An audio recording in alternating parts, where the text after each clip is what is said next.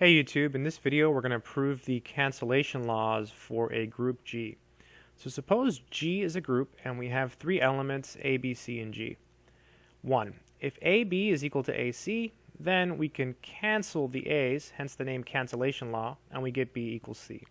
Likewise, if AC is equal to BC, then we can cancel the C's, and so we get A equals B, hence the name cancellation laws. Let's go ahead and prove both of these. So proof of 1. So to prove 1, we'll start with our hypothesis. So suppose that AB is equal to AC. And now we have to show that B is equal to C. So then we'll start with B, and we'll just go through a series of steps and show it's equal to C. So we somehow have to use our hypothesis that AB is equal to AC. So the natural thing to do is to try to insert an A here, where this arrow is on the left, so that we can use our hypothesis. In order to do that, we'll insert an E there. So you can write this as EB, okay? And this is because E is the identity element. That's why that step is true. And now we want to insert an A there. So one way to do that is to use the fact that A is in G, and so it has an inverse, right? So we can write this as A inverse A times B. And this is because A inverse is the inverse of A. And A is in a group, and so every element has an inverse. In particular, A has an inverse, and its name is A inverse. Then we can use this associativity to write this as A inverse parentheses AB. So this is by associativity. Very, very careful proofs when you're starting to learn group theory. You always want to justify everything. And then we know AB is equal to AC, right? That's by hypothesis. This is A inverse AC. This is by hypothesis. Let's put HIP.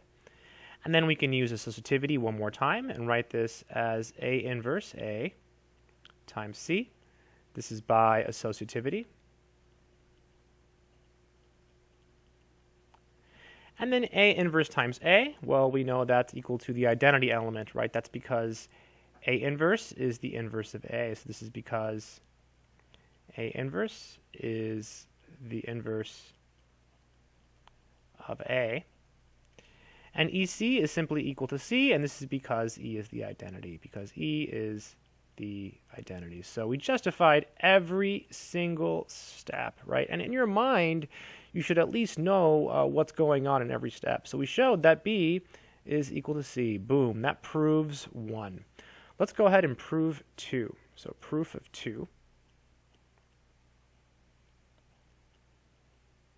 Okay, I'm going to be a little more lenient in the proof of 2. I'm not going to write down the conditions because we just did it here, so I'll just say them in words. And again, remember, if you're doing this like say you're taking a class on this or something, it's really important that you justify all your steps when you're first learning this stuff.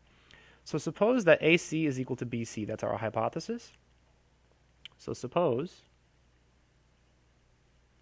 that AC is equal to BC. Okay, that's our assumption for the second one. And we have to show that A is equal to B, right? So that A is equal to B. So claim A is equal to B. So then we'll start by writing down A, and we somehow have to show that it's equal to B. So we have that AC is equal to BC. So it would be really, really nice if we could get a C in here, right here where the little arrow is. So what we'll do is we'll put the identity there first. We can do this because E is the identity. Okay. Then we can put a C there by writing it like this.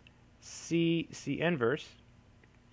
And we can do this because C inverse is the inverse of C. Okay. Then we can use associativity. So we can write this as AC times C inverse. So that's by associativity. Then we can replace AC with BC. That's by hypothesis. Okay. Then we can use associativity one more time. Write this as B, C, C inverse. That's by associativity. And then C, C inverse, that's E. That's because C inverse is the inverse of C. And then B times E is equal to B. That's because E is the identity. So we showed that A is equal to B. So you know what? Let me go ahead and fill in the steps here. So the first step was because E is the identity.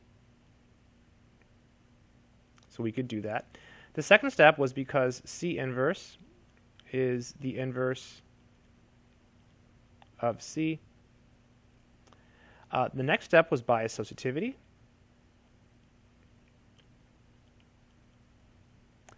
The next step, let's see, so, oh, sorry, that wasn't, yeah, by associativity, yep. This one was by hypothesis. Got a little confused there. I'm like, what happened here?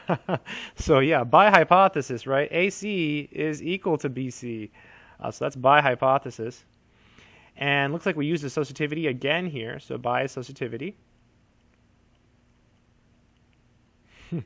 And this one here is because C inverse, so because C inverse is the inverse of C.